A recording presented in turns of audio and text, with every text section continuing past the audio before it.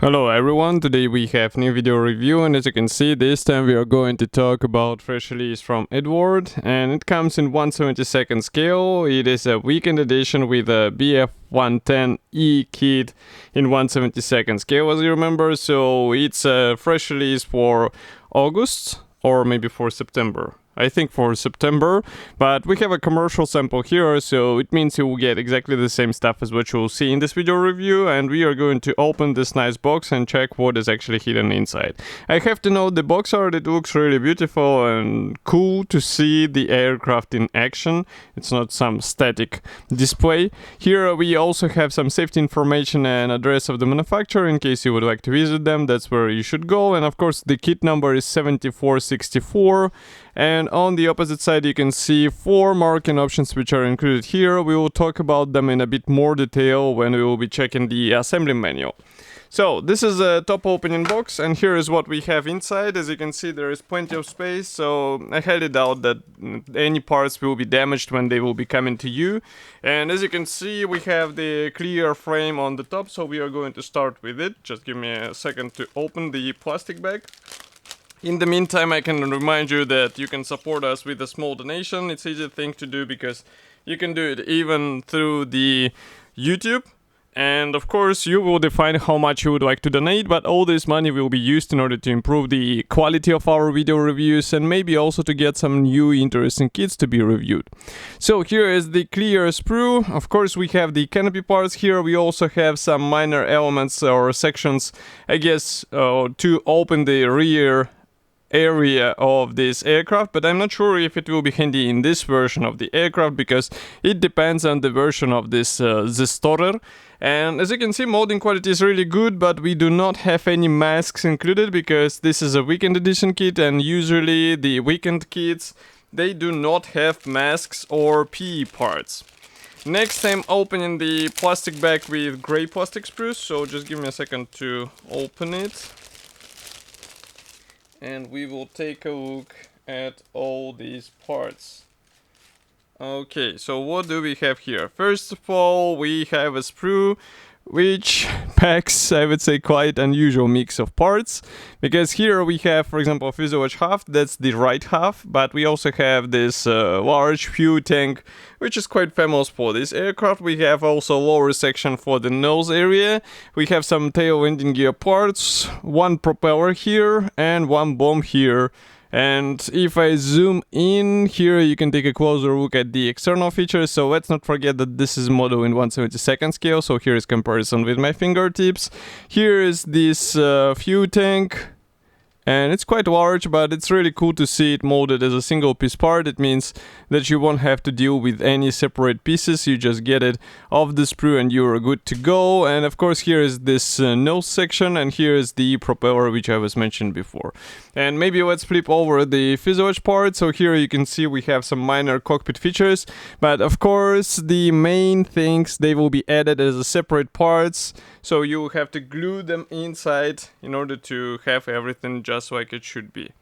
Next, we continue with a sprue which is dedicated to, again, mix of parts. We have ailerons here, we have tail wing, we have another version of the nose area, we have another types of the fuel tank as far as you can see, and some minor elements for external features. But everything looks quite fine, so I think you won't have any issues here. And note that we have guiding elements on all necessary parts, so it's not like you have to spend your time trying to align everything together.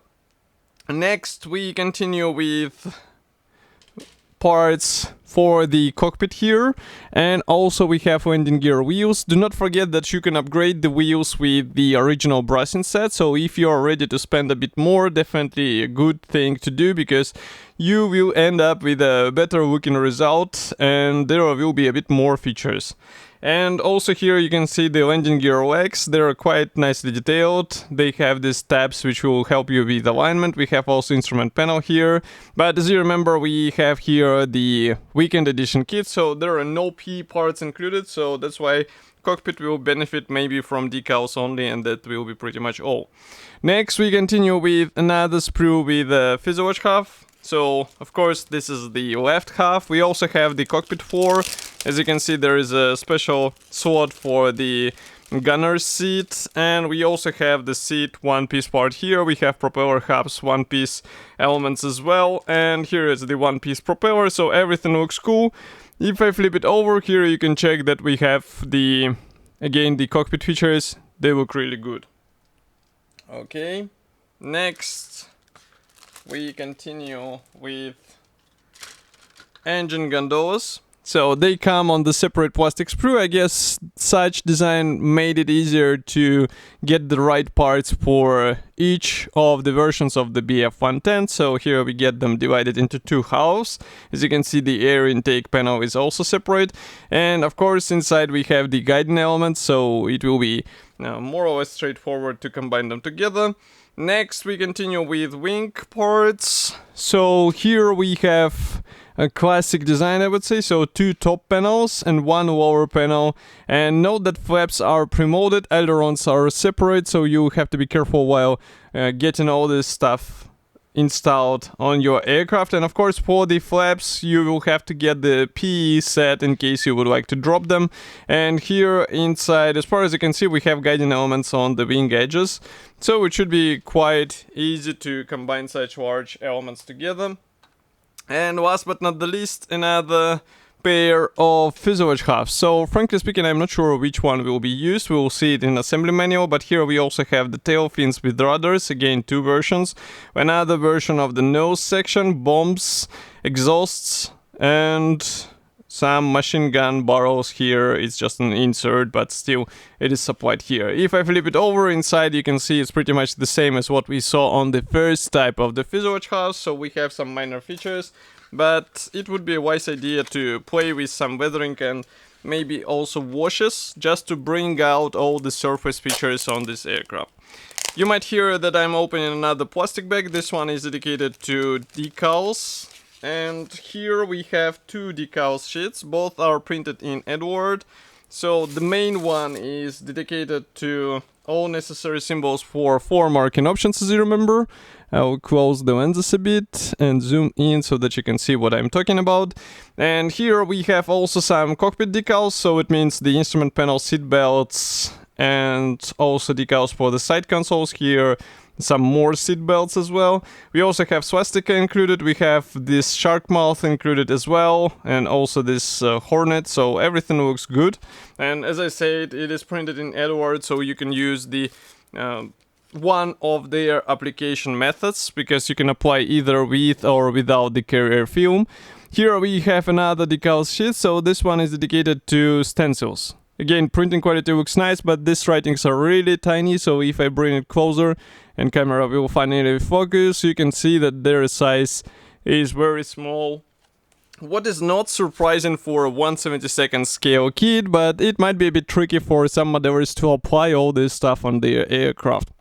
Next, we continue with assembly manual, so it's a large color printed brochure. We have short history note here. We have also the parts map here. Blue color means that these parts will not be used. We start assembly process with the cockpit, obviously, and straight away you'll have to use these decals for seatbelts, so be ready and arrange them properly so that they will look more or less convincing, because it's really cool to have them out of the box. Next, we continue with wing parts. Here you have to decide which marking you would like to copy, because it will define the choice of the holes to drill, and of course it will be also defining what will be installed under the wing. Next, we continue with engine gondolas. We assemble the fuselage halves together, we install them on the wing, and here we assemble the canopy. So yes, the canopy can be assembled in open or closed position. You have to modify slightly the clear part if you would like to assemble the closed version. And also, next we continue with air intakes on the wing, main landing gear legs. Here we install landing gear doors, we assemble the tail surfaces and antenna. Here we install propellers, we also assemble bombs and the attachments on which they will be installed. And here you can see first two marking options, so they come in from 1941. And I would say they're quite colorful because of this yellow section. Here we continue with two more both are from 1942 and both are from Soviet Union. So it might be also an interesting topic to copy. And here you can see also the stenciling guide for this aircraft. So be sure to apply all the stencils because in 1/72 scale it should look interesting, let's say. So this kit should be already available. You can get it on official Eduard website. Of course, I will be happy to hear your opinion about such a release. Do not forget to write it here in the comment section below. If you like this video, press the like button and subscribe to our YouTube channel, and I will see you in the next video review as usual. Thank you for joining me today, and bye.